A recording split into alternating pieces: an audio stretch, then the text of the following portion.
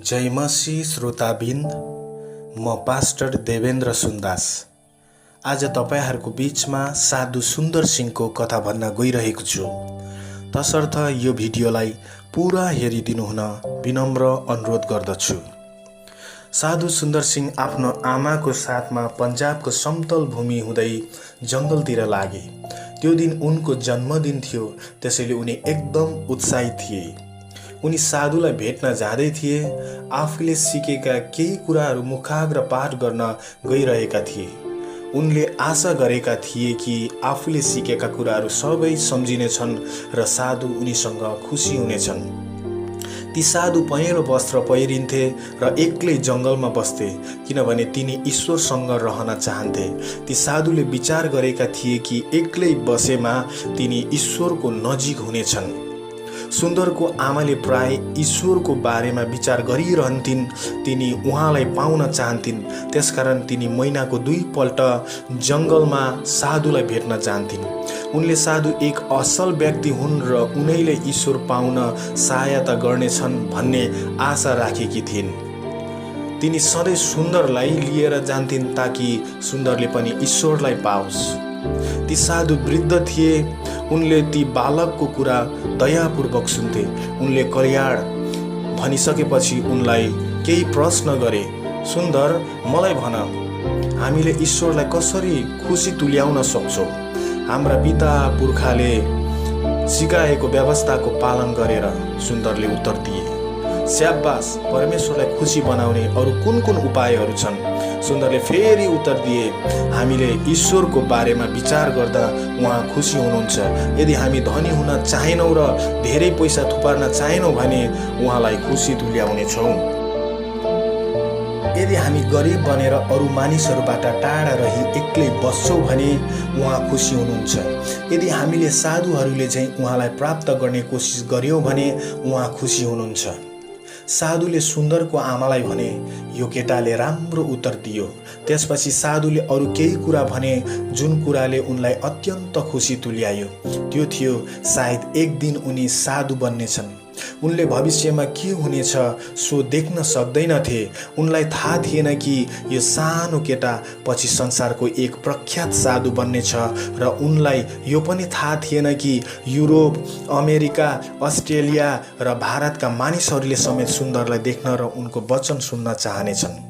सुन्दरकी आमालाई पनि यस कुराबारे केही थाहा थिएन, तर तिनी त्यस बेलुकी घर आउँदै गर्दा साधुका शब्दहरूप्रति विचार गर्न थालिन्। सुन्दरले पनि त्यस कुराको विषयमा सोच्दै थिए। सायद एक दिन उनले पनि त्यो लामो पहेँलो वस्त्र पहिरिनेछन् र जङ्गलमा एक्लै बस्नेछन्। सुन्दरकी आमाले उनी एक साधु बनेको चाहन्थिन्, तर उनका पिताले चाहन्थे कि उनी साधु नबनेको चाहन्थे। सुन्दरका पिता आफू सिख भएको, आफ्नो जात सिंह भएको र जमिनदार भएकोमा गौरव गर्दथे।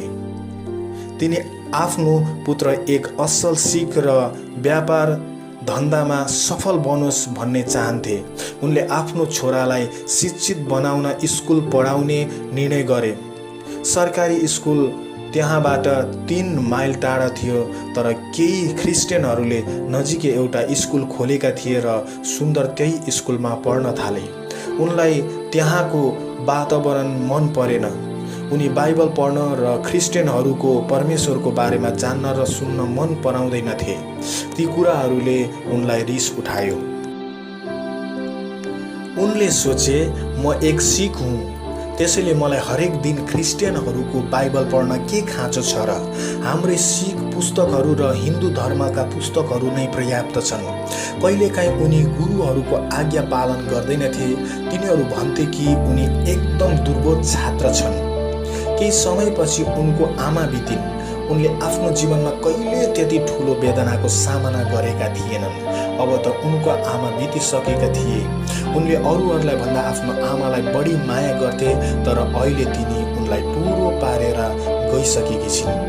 उनको नैराश्यताले उनी पहिलेको भन्दा झन बढी दुर्बोध बने। विशेष गरी उनले ख्रिस्टियनहरूलाई घृणाको भावनाले हेर्न थाले। कहिलेकाहीँ ख्रिस्टियनहरूले सहर बजारमा प्रचार गरिरहेको बेला ढुङ्गाले हान्ने गर्थे। एक दिन उनले एकदमै नीच काम गरे। उनले एउटा नयाँ नियम किने र आफ्नो स्कुलका साथीहरूलाई भने, मसँग घर आऊ अनि म तिमीहरूलाई यो किताब के गर्नुपर्छ भन्ने कुरा देखाउँछु। तिनीहरू उनको पछि पछि लागे र सुन्दरले घरको चोकमा आगो बाले। त्यसपछि उनले नयाँ नियमको पन्नाहरू च्यात्दै आगोमा फाल्न थाले। उनका साथीहरू हर्ष मनाउँदै कराउन थाले। सुन्दर झन उत्तेजित भए र अरू पन्नाहरू पनि च्यातेर आगोमा फाल्न लागे। उनका पिता तिनीहरूको कोलाहल सुनेर बाहिर के हुँदैछ भनी हेर्न आए। तिनीहरूको काम देखेर तिनी कति पनि खुसी थिएनन्। उनले सुन्दरलाई भने, तिमी पागल झै व्यवहार गरिरहेछौ। यो क्रिस्चियनहरूको धार्मिक पुस्तक हो। तिमी किन यो धार्मिक पुस्तकलाई च्यातेर जलाइरहेका छौ? तिमी पक्कै पागल भएका हुनुपर्छ। सुन्दर आफैलाई थाहा थिएन कि किन उनी क्रिस्चियनहरू र तिनीहरूको पवित्र पुस्तक बाइबलप्रति घृणाको भावनाले हेरिरहेका छन्। उनलाई यति मात्र ज्ञान थियो कि उनी तिनीहरूदेखि रिसाएका थिए र उनीहरूसँग झगडा गर्न चाहन्थे। उनी अत्यन्त दुखित पनि थिए। उनले आफ्नो आमाले ईश्वर पाउने अभिलाषा राखेको बारेमा सोच्न थाले। उनी आफै पनि ईश्वर प्राप्त गर्न चाहन्थे, तर खोइ उहाँ कहाँ हुनुहुन्छ। नयाँ नियम जलाएको 3 दिनपछि सुन्दर राति उठे र प्रार्थना गर्न थाले। उनले भने, हे ईश्वर, यदि तपाईँ हुनुहुन्छ भने तपाईँलाई देख्ने र चिन्ने मौका दिनुहोस्। सुन्दरले यदि ईश्वरले जवाब दिनु भएन भने आत्महत्या गर्ने निर्णय लिएका थिए। उनले आत्महत्या कसरी गर्ने सो उपाय पनि रचिसकेका थिए। प्रत्येक बिहान ठीक 5 बजे धुलियाना जाने एक्सप्रेस रेल उनको घरको नजिक हुँदै जान्थ्यो। यदि ईश्वर उनी कहाँ देखा परेनन् भने त्यस रेलको लिगमा गएर सुत्छु ताकि रेल ममाथि गुडोस् भन्ने निर्णय लिएका थिए। उनी एकदम दुखित र निराश भई प्रार्थनामा लागिरहे। समय बित्दै गइरहेको थियो। अब 1 घण्टाको अन्तरमा नै रेल उनको घर नजिक हुँदै गुड्नेछ। हे ईश्वर, यदि तपाईँ हुनुहुन्छ भने भन्दै आँखा बन्द गरेर बडो गम्भीरतापूर्वक प्रार्थना गरिरहे, तर केही सुनेनन्। जब उनले आफ्नो आँखाहरू खोले तब आफ्नो कोठामा ज्योति चम्केको देखेर उनी आश्चर्यचकित भए। बाहिर अन्धकारले छाएको थियो तर उनको कोठामा ज्योति थियो। त्यो ज्योति झन चहकिलो हुँदै गइरहेको थियो। जसै उनले त्यसतर्फ हेरे तब त्यस ज्योतिमा कोही व्यक्ति भएको जस्तो देखे। तुरन्तै उनले उहाँको हुनुहुन्छ भन्ने थाहा पाए। उनले येशू ख्रीष्टलाई कहिले नदेखे तापनि उनले यो थाहा पाए कि त्यस ज्योतिमा येशू हुनुहुन्छ। अनि उहाँ उनीसँग बोलिरहनु भएको पनि सुने। येशू ख्रीष्ट उनीसँग बोल्दै हुनुहुन्थ्यो, तिमी किन मलाई दुःख दिइरहेछौ? उहाँ हिन्दीमा बोल्दै हुनुहुन्थ्यो र सुन्दरले ती प्रत्येक शब्द बुझे। तिमी किन मलाई दुःख दिइरहेछौ? म तिमीलाई बचाउन आएको हुँ। उहाँ रिसाएर बोल्नु भएको थिएन, तर उहाँ सुन्दरलाई प्रेम गरे झैँ गरी हेरिरहनु भएको थियो। म तिमीलाई बचाउन आएको छु। यिनै शब्द उनको कानमा गुन्जन थाल्यो। सुन्दरले उहाँको सामुन्ने घुँडा टेकेर आँखा बन्द गरे। उनका सारा दुःख हराइसकेको थियो। उनलाई अब पुरा थाहा भयो कि ईश्वरले उनको प्रार्थनाको जवाब दिनुभयो र येशू नै परमेश्वर हुनुहुन्छ। उनले अर्कोचोटि आफ्नो आँखा खोलेर हेर्दा ज्योति गइसकेछ र येशूलाई देख्न सकेनन्। तर उनले जाने कि येशू जीवित परमेश्वर हुनुहुन्छ। उहाँले नै उनलाई प्रेम गर्नुहुन्छ। उनी अति खुसी र उत्तेजित भए र आफ्नो पितालाई सबै कुरा बताउने इच्छा गरे। त्यस समयसम्म उज्यालो भएकै थिएन, तैपनि उनी दौडेर आफ्नो पिताको कोठामा गए र उनलाई निन्द्राबाट उठाएर भने, पिता उठ्नुहोस्, मैले येशू ख्रीष्टलाई देखेँ। उहाँ जीवित हुनुहुन्छ। म अब क्रिस्चियन भएँ। उनका पिताले रिसाएर भने, तिमी के कुरा गर्दैछौ? केवल 3 दिन अगाडि मात्र क्रिस्चियनहरूको बाइबल जलाइदिएका थियौ र अहिले क्रिस्चियन हो भन्छौ। तिमी अति उत्तेजित भएका छौ। तिमीले सपना देखिरहेको हुनुपर्छ। जाऊ सुत, मलाई निन्द्रा लागिरहेछ। तर सुन्दरलाई थाहा थियो कि उनी सपना देखिरहेका थिएनन्। उनले येशू ख्रीष्टलाई साक्षात देखेका थिए। येशू उनीसँग बोल्नु नै भएको थियो र उनले सबै कुरा ध्यानपूर्वक सुनिरहेका थिए। उनले तिनीहरूलाई आफ्ना त्यस रातको घटना पनि बताइदिए। उनले भने, जीवित ख्रीष्टले मलाई शान्ति दिनुभयो। त्यस बेलादेखि नै त्यो शान्ति ममा रहिरहेछ। त्यसै घडीमा नै म उहाँको चेला बन्ने निर्णय लिए र मैले बाँचुन्जेलसम्म उहाँको सेवा गर्ने निधो गरेँ। सुन्दरले छिट्टै नै थाहा पाए कि येशू ख्रीष्टको चेला बन्न त्यति सजिलो छैन। उनका पिता र सम्पूर्ण परिवारका सदस्यहरू उनको विरोधमा थिए। उनले तिनीहरूलाई भने, म अब भइरहन सक्दिनँ, किनकि मैले येशूमा विश्वास गरेको छु। आफ्नो विश्वासको प्रमाण दिनको लागि उनले कैँचीले आफ्नो कपाल काटे। सिखहरू आफ्नो कपाल नकाटी लामो हुन दिन्छन्। जब सुन्दरले आफ्नो कपाल काटे, त्यसबाट थाहा भयो कि अब उपरान्त उनी सिख धर्मका भएनन्। त्यो देखेर उनका पिता एकदमै रिसाए र भने, तिमीले सिंह घरानामा कलङ्क लगायौ, त्यसैले तिमी अब उपरान्त मेरो घरानामा बस्न सक्दैनौ र मेरो छोरा भन्ने योग्यको पनि छैनौ। त्यसपछि उनका पिताले उनलाई घरबाट निकालिदिए। सुन्दरले त्यो ठन्डा रात एक रुखको फेदमा बिताए। उनको शरीरमा केवल आफूले पहिरी आएको वस्त्र मात्र थियो र उनलाई अति जाडो भयो। सुन्दरलाई भोक र तिर्खाले पनि सताइरहेको थियो, तर उनीसँग नयाँ नियम पुस्तक भएकोले खुसी पनि थिए।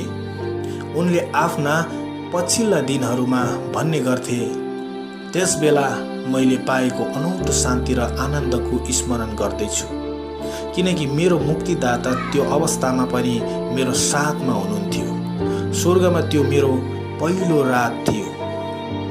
अर्को दिन उनी आफूले चिनेको क्रिस्चियनहरू कहाँ जाने निर्णय गरे। तिनीहरू त्यहाँबाट 150 माइल टाढा रहेको सहरमा बस्दथे। उनीसँग रेलगाडीको टिकट किन्नु पुग्ने पैसा थियो। जब उनी त्यहाँ पुगे, तिनीहरूले उनलाई आफ्नो घरमा स्वागत गरे। उनले तिनीहरूलाई भने, म क्रिस्चियनको रूपमा बप्तिस्मा लिन चाहन्छु। तर तिनीहरूले जवाब दिए, तिमी त केवल 15 वर्ष मात्र पुगेका छौ। यदि तिमीले अहिले नै बप्तिस्मा लियौ भने तिमीलाई धेरै दुःख हुनेछ। तिमी आफूले गरेका कुराको बारेमा जान्न कलिले छौ र तिनीहरूले क्रिस्चियनहरूलाई दोष लगाउनेछन् र भन्नेछन् कि तिमीलाई आफ्नो परिवारबाट टाढा पारेछन्। त्यसैले 16 वर्ष नपुगेसम्म पर्ख। जब तिमी 16 वर्ष पुग्छौ, तब तिमी जवान मानिसको रूपमा गनिनेछौ र जे गर्न चाहन्छौ त्यसको निर्णय लिन सक्नेछौ। सुन्दरले त्यो समयसम्म पर्खिन स्वीकार गरे। उनका साथीहरूले उनलाई साबथुमा गएर बस्नलाई सम्पूर्ण बन्दोबस्त मिलाए। साबथु सिमलाको बाहिर रहेको पहाडी भेगमा सानो सल्लाघारीको जङ्गल नजिक पर्दथ्यो। त्यहाँ सुन्दर शान्तिसँग जीवन बिताउन थाले। त्यहाँबाट दक्षिण पूर्व दिशातर्फ दृष्टि लगाउँदा सयौं गाउँहरू भएको पन्जाबको समतल भूमि देखिन्थ्यो र उत्तर पूर्व दिशातर्फ हेर्दा हिउँले ढाकेको गगनचुम्बी हिमशिखरहरू देखिन्थे। जसै उनी साबुत नजिक रहेको सल्लाघारीमा टहलिँदै थिए, उनले त्यो हिमालय र त्यसको उत्तापट्टि रहेको देश तिब्बतको बारेमा विचार गर्न थाले। उनलाई तिब्बतको बारेमा कमै मात्रामा थाहा थियो। कहिलेकाहीँ उनले बजारहरूमा ती बलिया र साहसिला तिब्बती व्यापारहरूलाई देख्दथे। तिनीहरू हिउँ पग्लेपछि हिमाली भन्ज्याङद्वारा पार भएर भारतमा बराबर आइरहन्थे, तर थोरै भारतीय मानिसहरू मात्र तिब्बत जान्थे।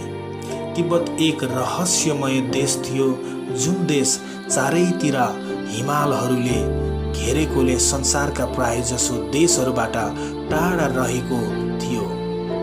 मानिसहरूले त्यस देशलाई बन्द भूमि पनि भन्ने गर्थे। तिनीहरूले भन्थे त्यो देश येशू ख्रीष्टको सुसमाचारको लागि बन्द भएको छ। यदि कोही गएर तिनीहरूलाई नभने कसरी तिब्बतका मानिसहरूले उहाँको बारेमा जान्लान्? सुन्दरले विचार गरे, एक दिन म त्यहाँ जानै पर्छ। सुन्दरले आफ्नो 16 वर्ष पुगेको जन्मदिनमा बप्तिस्मा लिए। अब उनी बालक थिएनन् र उनले आफूले के गर्नुपर्छ सो कुराको निर्णय गर्नु परेको थियो। उनले आफ्नी आमालाई र ती साधुलाई सम्झे जसले भनेका थिए सायद एक दिन उनी साधु बन्नेछन्। सुन्दर आफूले देख्दै आएका केही साधुहरू जस्ता हुन चाहँदैनथे। ती सबै जङ्गलमा बस्ने वृद्ध साधु जस्ता थिएनन्। कोही दुर्गन्धी थिए र माग्दै हिँड्थे भने अरूहरू कयौं दिन भोजन गर्दैनथे र किल्लाहरूको ओछ्यानमा सुत्थे। तिनीहरू सोच्थे कि यसो गर्नाले तिनीहरू अरू भन्दा श्रेष्ठ हुनेछन्। सुन्दर ती साधुहरू जस्ता हुन चाहँदैनथे तर साधु नै बन्ने इच्छा गरेका थिए। उनले भने म एक ख्रिस्टियन साधु बन्छु र येशूले प्रचार गर्न पठाएका उहाँका चेलाहरू जस्तो हुन्छु। त्यसैले उनले लामो पहेँलो वस्त्र पहिरी तल भारतको समतल भूमितिर लागे। उनले आफूसँग केही पैसा लिएर गएनन्, केवल एउटा च्यादर र नयाँ नियम बाइबल मात्र बोकेका थिए। येशूले आफ्ना चेलाहरूलाई भन्नुभएको थियो, जाऊ, म तिमीहरूलाई ब्वाँसोहरूको बीचमा भेडाहरूलाई झै पठाइरहेछु। तिमीहरूले पैसाको कुनै झोली वा थैली लिएर नजाऊ। सुन्दरले त्यही आदेशको पालन गरे। उनी एक गाउँबाट अर्को गाउँ संसारका मुक्तिदाता येशू ख्रीष्टको बारेमा सुनाउँदै हिँडे। कसैले उनको कुरा सुन्थे र खाना पनि दिन्थे, तर कोही चाहिँ उनीहरू जस्तो धारणा हिन्दू साधु होइनन् रहेछन् भने थाहा पाएर रिसाउँथे र त्यस ठाउँबाट लखेड्थे। कहिलेकाहीँ मानिसहरूले उनलाई आफ्नो घरमा स्वागत गर्दैनथे र उनलाई सडकमै सुत्नु पर्थ्यो। कहिलेकाहीँ उनी ठुलो सङ्कष्टमा पर्दथे। एकपटक उनी जङ्गलको बीचमा रहेको एक भत्केको झोप्रोमा सुतिरहेका थिए। जब उनी उठे, त्यहाँ उनकै छेउमा एउटा कालो कोब्रा फन्को मारेर सुतिरहेको थियो। उनी एकदमै बिस्तारै केही आवाज ननिकालिकन त्यसलाई नबिउजाइकन घुँडा टेक्दै बाहिर निस्के। त्यस सर्पको एकै पटकको डसाइले पनि उनको मृत्यु हुन सक्थ्यो। प्रायजसो समय उनी एक्लै यात्रा गर्थे, तर केही महिनासम्म एक जवान विदेशी उनको पछि लागे। तिनी एकदम धनाढ्य घरानाबाट आएका थिए। तिनी एसिसीको फ्रान्सिसले झै परमेश्वरको सेवा गर्न चाहन्थे। ती विदेशी साथीले पनि आफ्नो जीवन कथा बताए। उनले भन्दै गए, एसिसी भन्ने ठाउँ इटाली देशमा पर्दछ र फ्रान्सिसका त्यस ठाउँमा 800 वर्ष अघि जन्मेका थिए। उनका पिता एक धनी व्यक्ति थिए, तसर्थ फ्रान्सिसलाई मन परेका कुरामा खर्च गर्नलाई प्रशस्त पैसा थियो। उनी एउटा प्रख्यात जवान व्यक्ति थिए र मानिसहरूले उनलाई औधी रुचाउँथे। उनी आफूलाई जस्तो इच्छा लाग्छ त्यही गर्नमा रमाउँथे। तर जब तिनी 22 वर्ष पुगे, उनले परमेश्वरको बारेमा सोच्न थाले। उनको दर्शनमा परमेश्वरले उनलाई आफ्नो मण्डली स्थापना गर्ने कुराको बारेमा भन्नुभयो। फ्रान्सिसले सोचेका थिए कि एउटा ठुलो मण्डली भवन निर्माण गरेर परमेश्वरको सेवा गर्ने, तर परमेश्वरले चाहनु भएको कुरा त्यो थिएन। एक दिन उनले एउटा प्रचारकले मत्ती 10 अध्यायबाट केही पदहरू पढिरहेको सुने। त्यस पदमा येशूले आफ्ना चेलाहरूलाई भन्नुभएको थियो, गएर हरेक मानिसहरूलाई सुसमाचार प्रचार गर र आफ्ना दुष्ट कामबाट फर्केर परमेश्वर कहाँ आऊ भनेर तिनीहरूलाई सुनाऊ। उहाँले तिनीहरूलाई बिरामी भएका मानिसहरूलाई निको पार्नु र भलाइ देखाउनु पनि भन्नुभएको थियो। उहाँले तिनीहरूलाई पैसा लिएर नजाऊ र गरिबहरू जस्तै भएर जिउनु भन्नुभएको थियो। फ्रान्सिसले त्यो वचन सुनिसकेपछि उनले के गर्नुपर्छ भन्ने कुरा परमेश्वरले देखाउँदै हुनुहुन्छ भन्ने थाहा पाए। त्यसैले फ्रान्सिसले पनि येशूले आफ्ना चेलाहरूलाई सिकाए झै गरे।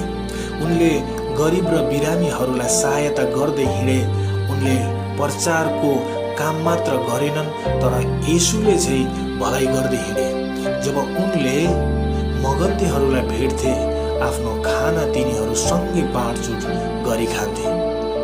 कोही बिरामी एक्लै छोडिएका मानिसहरूलाई भेटे भने तिनीहरूको वास्ता र स्याहार सुसार गर्थे। मण्डलीमा भएका पुजारीहरू भन्दा उनी बेग्लै थिए। ती पुजारीहरूले मानिसहरूलाई के गर्नुपर्छ भन्ने कुरा सिकाउँथे, तर ती कुराहरू गर्न मद्दत पुर्याउँदैनथे। फ्रान्सिस परमेश्वरको प्रेमले भरिएको व्यक्ति थिए। उनले मानिसहरूलाई अति प्रेम गर्दथे। उनले जनावरहरूलाई पनि प्यार गर्थे। जनावरहरू उनीसँग डराउँदैनथे र उनलाई कहिले चोट पुर्याउँदैनथे। फ्रान्सिस एकदम प्रख्यात ख्रिस्टियन बने। उनको स्वर्गारोहण आजभन्दा 800 वर्ष अगाडि नै भएको थियो। उनले आफ्नो पैतृक सम्पत्तिले मानिसहरूलाई सहायता पुर्याई परमेश्वरको प्रेम देखाएर उहाँको सेवा गरे। त्यसैले म पनि उनी जस्तै हुन चाहन्छु। सुन्दरले आफ्नो विदेशी साथीले भनेको कुरा ध्यानपूर्वक सुने र धेरै वर्ष अघि जिएका ती जवान इटालियनको बारेमा सोच्न थाले। उनले निर्णय गरे कि उनी पनि फ्रान्सिसले झै केवल प्रचार मात्र नगरेर मानिसहरूलाई आफूले सकेसम्म भलाइ र सहायता पनि पुर्याउने छन्। उनी र उनका विदेशी साथीले एउटा यस्तो काम गरे कि उनीहरूले वर्षको एकचोटि लङ्गडा केटाहरूलाई छुट्टी मनाउनको लागि साबत लिएर जान्थे। उनले केटाकेटीहरूलाई खुब प्रेम गर्थे। उनको जीवन बडो सुखीमा नै बित्यो। तर उनी सबाथुमा धेरै समयसम्म बसेनन्।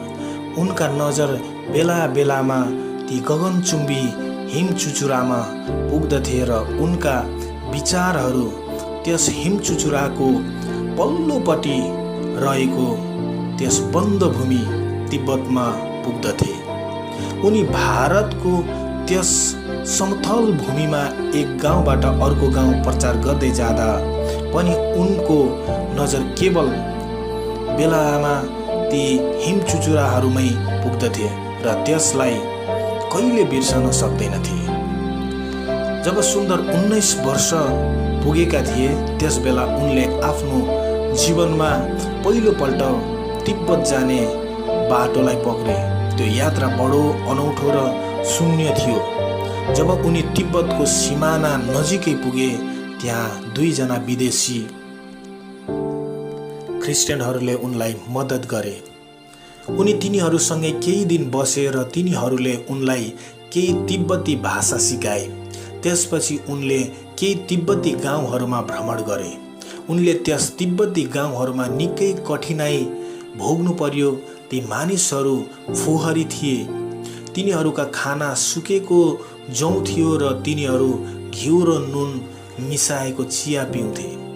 तिनीहरू सुन्दरको कुरा चाख मानेर सुन्थे, तर जब उनले येशू ख्रिस्टको बारेमा बताए, तब त्यहाँका लामाहरू रिसाएर उनलाई प्रचार गर्न मनाइ गरे। तिनीहरूले भने कि तिमीहरूको ईश्वर र राजा दलाई लामा हुन जो लासा सहरमा बस्दछन्। तिनीहरूले पुज्नुपर्ने र मान्नुपर्ने व्यक्ति तिनै हुन् र तिनीहरूले ख्रिस्टियनहरूको परमेश्वरमा कुनै रीतिले विश्वास गर्ने छैनन्। तिब्बतीहरूले येशूले सिकाएका शिक्षाहरूभन्दा भिन्दै कुरामा विश्वास गर्दथे। तिनीहरूले धेरैपल्ट प्रार्थनालाई दोहोऱ्याएर आत्माहरूलाई खुसी तुल्याउन सकिन्छ भन्ने विचार गर्दथे। सुन्दरले तिनीहरूलाई घरिघरि त्यही कुरा दोहोऱ्याइरहेका सुने, ओम माने पेमे हुँ, जसको अर्थ हो हे कमलको अमूल्य रत्न। तिनीहरूले कपडाको टुक्रा र कागजमा ती प्रार्थनाहरू लेख्ने र डोरीमा झुन्ड्याउँथे। जब बतास चल्छ तब आत्माहरूले तिनीहरू प्रार्थना गरिरहेछन् भनी सम्झने छन् भन्ने विचार गर्दथे। तिनीहरू ओम माने बेमी हुँ प्रार्थनाहरू छापेको चक्काहरू बोकेर हिँड्थे र हावामा हल्लाउँथे। सुन्दर हिमशिखरमा हिउँले ढाकेर निस्कने बाटो बन्द हुनु अघि नै भारत फर्के। उनी ज्यादै थकित, दुब्लो र कमजोर भएका थिए। कुनै पनि तिब्बतीले उनले भनेका कुराहरूमा विश्वास गरेनन्। एक ठाउँमा त्यस गाउँको मुख्य लामाले उनीसँग मित्रता व्यवहार देखायो र उनलाई प्रचार गर्ने अनुमति दियो।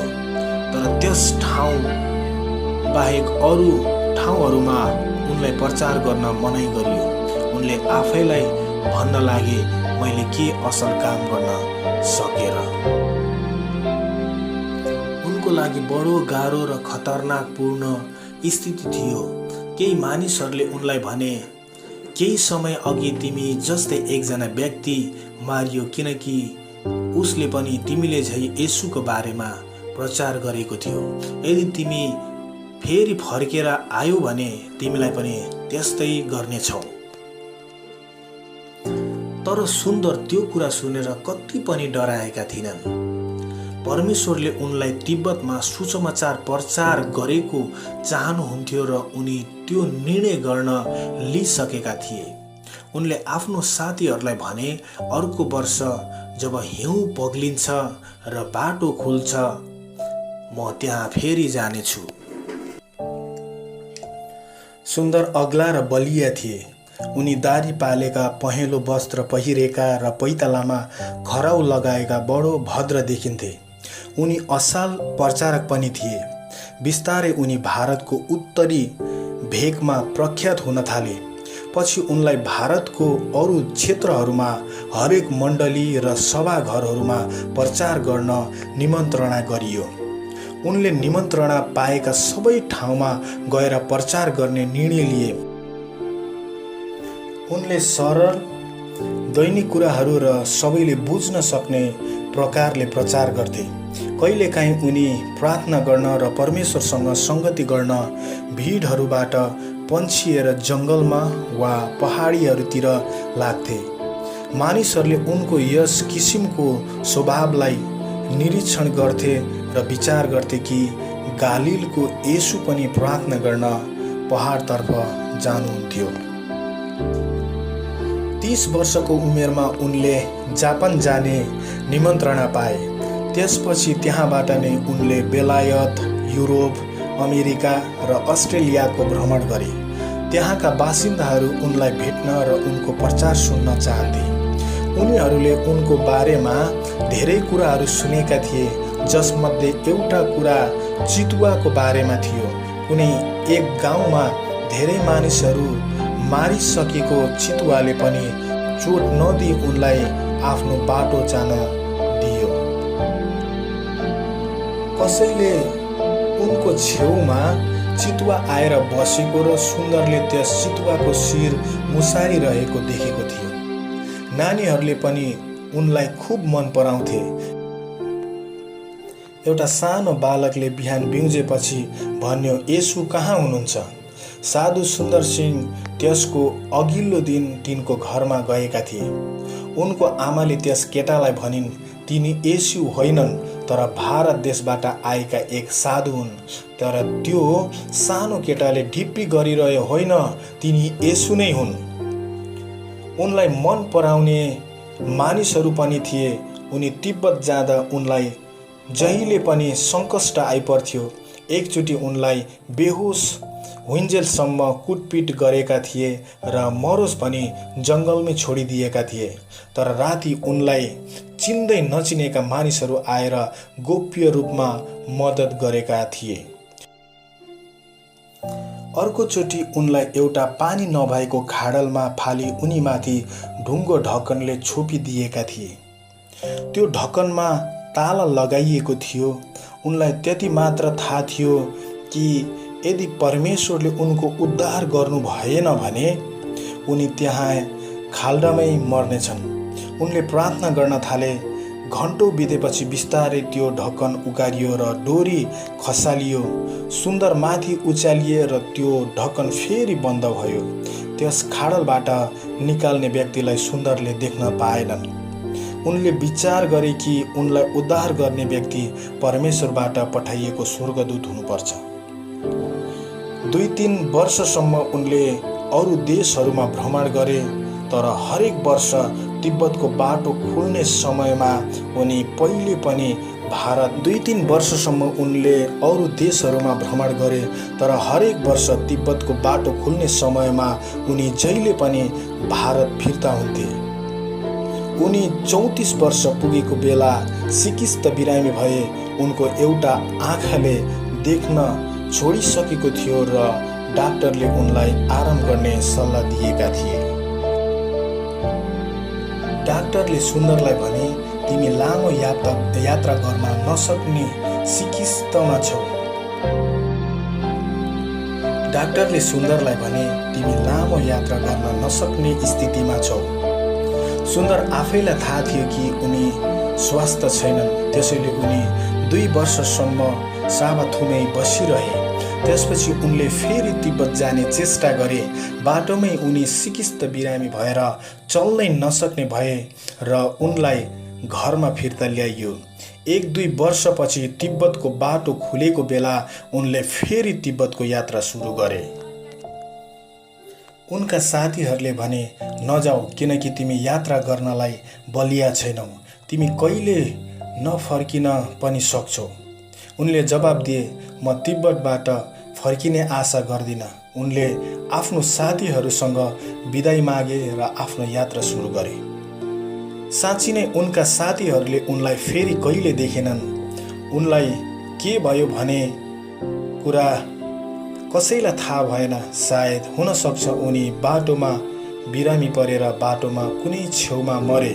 हुन सक्छ उनी त्यस साँघुरो बाटोबाट चिप्लेर हिम पखेरामा परेर मरे। उनका साथीहरूले उनको खोजी गरे तर पत्ता लगाउन सकेनन्। साधु सुन्दर सिंहको लास यहाँ परिरहेछ भनी पत्ता लगाउनको लागि त्यहाँ कुनै चिहानको निशाना छैन। तरै पनि उनको सम्झना अझैसम्म रहिआएको छ। उनी हराएको 50 वर्षपछि पनि मानिसहरू उनको बारेमा कुरा गर्छन् र पुस्तकहरू पनि लेखिएका छन्। अहिलेसम्म भारतीय ख्रिस्टियनहरूको इतिहासमा साधु सुन्दर सिंह जतिको नाम चलेको व्यक्ति अरू कुनै थाहा पाइएको छैन। उनले आफ्नो जीवनको अन्तिम घडीसम्म पनि तिब्बतमा सुसमाचार लाने प्रयत्न गरि नै रहेको आज संसारमा सबै ख्रिस्टियनहरूले उनको सम्झना गर्दछन् र उनले मानिसहरूलाई येशू ख्रिस्टको स्मरण गराइदिएका छन्। आमेन। सबैलाई धन्यवाद साधु सुन्दर सिंहको कथा सुनिदिनु भएको लागि र यो कथालाई यहाँहरू सबैजनाले सेयर गरिदिनुहोस् र हाम्रो च्यानललाई सब्सक्राइब पनि गरिदिनुहोला। धन्यवाद सबैलाई। जय मसीह।